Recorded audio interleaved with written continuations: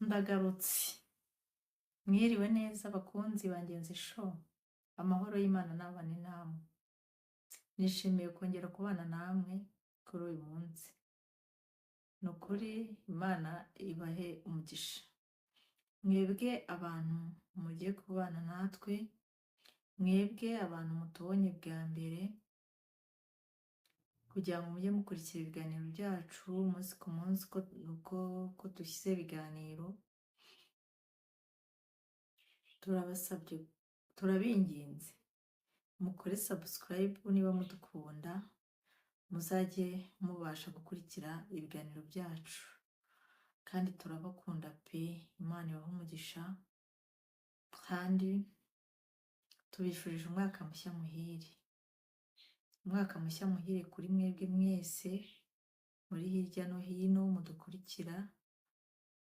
Ni ukuri Imana izakomeze kubana namwe, izabarindire ubugingo, kandi izabahe ibyo mwifuza byose bipfa kuba bitanyuranye na gahunda y'Imana.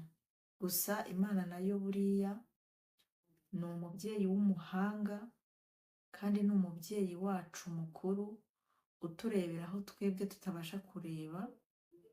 Twebwe dufite gusaba bihwanye no kwifuza kwacu, wenda tukaba twifuje ibintu binyuranyije na gahunda y'Imana, ibintu bitadufitiye umumaro, ariko Imana rero itureberera aho tutabasha kureba, yo ireba ibyifuzo byacu hanyuma ikaduha ibidukwiriye nk'umubyeyi. Ndabifuza rero kuzagira amahoro, kuko iyo umuntu adafite amahoro ni ukuri ntabwo aba amerewe neza. Ndabifuza rero kuzagira amahoro, kuzagira imigisha y'uburyo bwose, haba mu rubyaro, mu batararugira, haba no mu byo mukora byose. Turabifuriza kuzagiriramo umugisha. Nitwa Christine Uwimana rero, nkaba ndi umumama, ndubatse, mfite abana 4. Ndashima Imana ku bw'ibyo. Ndashima Imana rero ko yabanye nanjye, ikabana nanjye n'umuryango wanjye. Ni ukuri yaraturinze, turashimira Imana. Ni ukuri yaturinze mu mwaka wa 2024, ntabwo byari byoroshye. Hari harimo ibikomeye, hari harimo ibyiza, harimo n'ibibi. Murabizi mu buzima tubayeho muri iyi minsi, bwo muri iyi si haba harimo ibyiza n'ibibi, ariko muri ibyo byose Imana yabanye natwe, ibi dutambutsamo tugejeje mu mwaka wa 2025 turi bazima. Kandi twabura kuvuga ngo abantu tuziranye nabo bagiye babura ababo, turabihanganishije. Ni ukuri Imana yo mu ijuru bakomeze, ibahe kwihangana byose. Imana ibyo byose bitubaho ibibizi, kandi izi impamvu yabyo. Reka rero duhure ikiruta byose twizere Imana, twizere yuko ariyo ifite byinshi kandi byiza ku bugingo bwacu. Imana y'amahoro iduhane umugisha. Hari abamama bambajije ikibazo cy'uru rugendo rwo kubaka urugo. Mu by'ukuri barambajije bati, ese ko tubona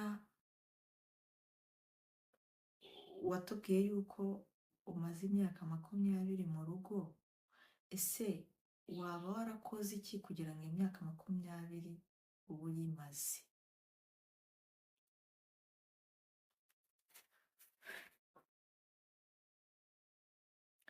Icyo nababwira, imyaka 20 kuba nyimaze, navuga ngo ni ubuntu bw'Imana.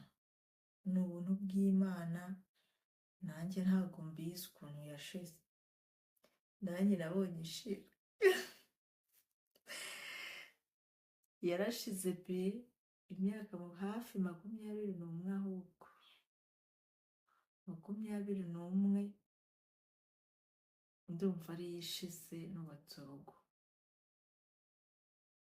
Kubw'ibyo ndabishimira Imana kuba iyo minsi yose yaratambutse nta gikuba kibaye. Imana yo mu ijuru yahabwa icyubahiro. Navuga ngo Imana yo mu ijuru niyo yabinshoboje. Mbere na mbere ni Imana, icya kabiri ni urukundo. Ubundi icyo nabivugaho, iyo ukunda umuntu mwashakanye, ukamukunda nta buryarya, ukamukunda nta bintu, utaramukundiye ubutunzi afite, niko navuga, nta kindi kintu kindi washingiyeho uretse we wenyine, washimye imico yiwe yakweretse, ukamukunda nk'umuntu nyine Imana yaremye, ukumva yaba mu buzima bwawe.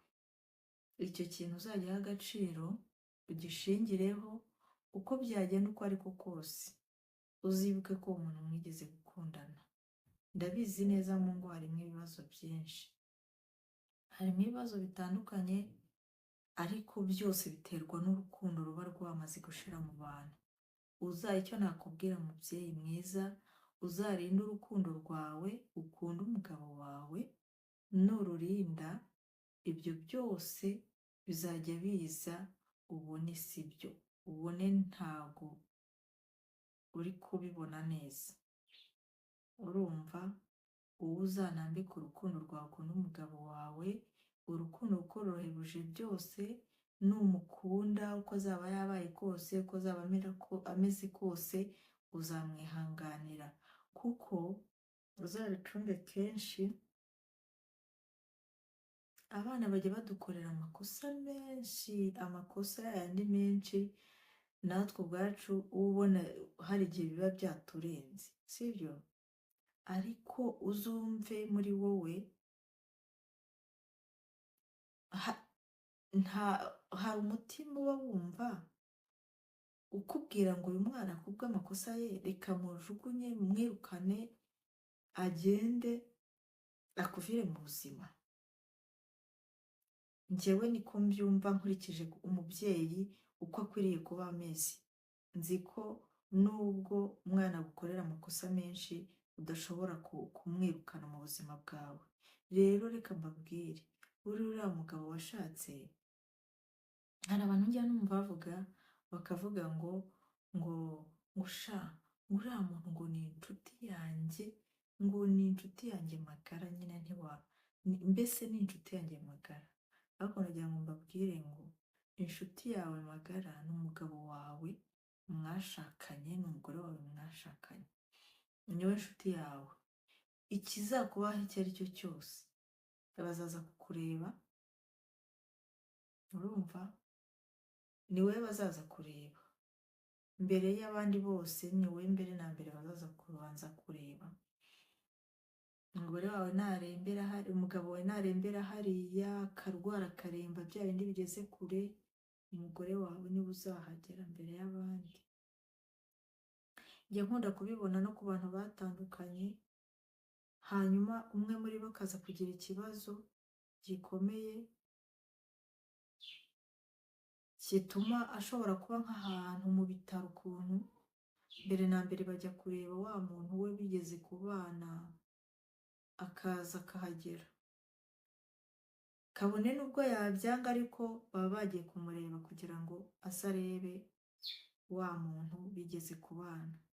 Rero reka mbabwire, ikintu nabonye gishobora gutuma ushobora kubaka urugo ni urukundo.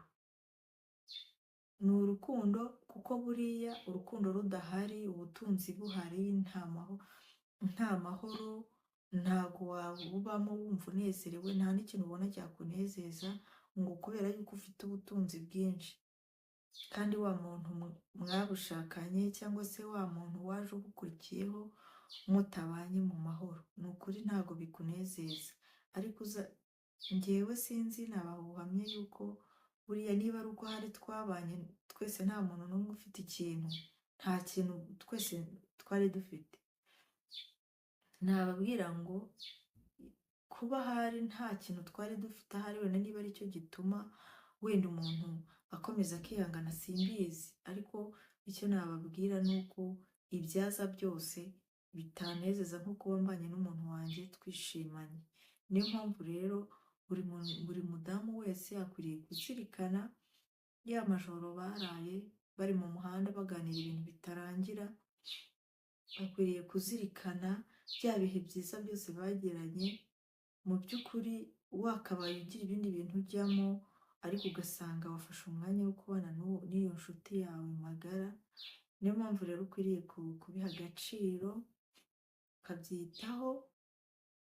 Ibyo byose, ibyo ngibyo bizagufasha kubana n'umugabo wawe amahoro, bizagushoboza kumara imyaka myinshi ubanye n'umugabo wawe, kuko buriya biba byiza cyane, biriya biha abana urugero. Burangiye nakuze mu myaka yanjye nari mfite mbere y'uko ababyeyi banjye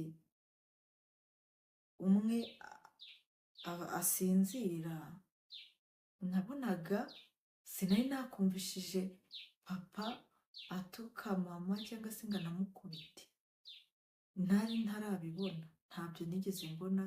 Papa arinze apfa ntarabona mama nawe barwana cyangwa ngo batungane batukane. Njyewe nabonaga baganira neza, ariko banajyana n'ikibazo nkabona barimo barabiganiraho nyine bisobanura. Niyo mpamvu rero buriya buri muntu wese akwiriye kugira, buriya bituma abana iyo bakuze nabo nubwo baba bigira nabi, ariko byanze bikunze hari urugero banafata, nabo hari urugero bafata. Buriya rero kuba navuga ngo nabyo narabibonaga nkabona ikintu cyiza, nabonaga biryoshye, nabonaga bimeze neza. Mu myaka nge 10 nari mfite icyo gihe, ntabwo nabonaga ari byiza, kuko nabonaga nta mushiha nta badashihurana. Ariko Yesu we, n'iki gihe ubwo birarenze, no kwicana nyine bizamo, ariko nta kindi kibitera, ni urukundo rwamaze gushira mu bantu. Ariko nk'abantu b'Imana musenga rwose, mujye musengera ingo zanyu kugira ngo Imana ibahe amahoro. Imana nubwo itabaho ubutunzi bwinshi, ariko ibaha amahoro. Njye nabonye mbere na mbere mufite amahoro, mufite urukundo, mukundanye, no hasi muraharara. Wa mugani wa ya ndirimbo ya Makomikoshwa ngo muteteshe ngo no hasi ngo araharara. Rero ariko mana, buriya urukundo ni rwiza, ruraryoha pe, ruraryoha. Mana yanjye simbizi, nyine sinzi ukuntu nabana mbibasobanurira. Mwebwe gusa mukomeze mukundane n'abakunzi banyu, mubane nabo, kuko ntabwo mwavukanye, nta nubwo mwarerewe hamwe. Mwebwe nimukundane kuko Imana niyo yabahuje. Imana yarabatarukanyije mu mpande zitandukanye, iraza irabahuza. Hari abahuriye i Kigali, hari abahuriye Iburasirazuba, hari abahuriye i Gisenyi, mu Ruhengeri, cyangwa ubu umva ndakubwiye ngo murahura mutaziranye, Imana irabafatanya. Nimukomeze rero mubane muri urwo rukundo, urukundo murukomeze. Imana yo mu ijuru muyisenge, izaze ibe hagati muri mwe. Ntimuzifuze ko Satani ahagarara hagati muri mwe, ko Satani we yahahagaze birashwanyuka, birangirika. Ni ukuri Imana ikomeze kububakira. Tuzakomeza tubiganireho, n'ubutaha tuzongera tubivugeho, ko hari byinshi byo kubivugaho. Tuganire n'uburyo n'impamvu nyamukuru ituma uru rugo ruriho rusenyuka. Imana y'amahoro ikomeze kubana namwe, ibubakire, ibakomereze ingo zanyu, mwebwe bamaze kuzubaka, kandi namwe mukibitekereza. Ni ukuri buriya urugo iyo warugiriyemo amahoro ruba rumeze nka paradizo, ya yindi nyine umuntu azabamo. Ni ukuri iyo harimo amahoro, ibintu byose bigenda neza, umva ruba rumeze nka paradizo, ni ijuru rito muri makeya. Imana rero ikomeze kubaha umugisha. Abantu mudukunda mukore sheya, mudusharinge n'abashuti banyu, mukore subscribe abatarayikora, kugira ngo ibiganiro byacu bizakomeze kuboneka, bizakomeze kubageraho. Imana yo mu ijuru ibahe umugisha, murakoze.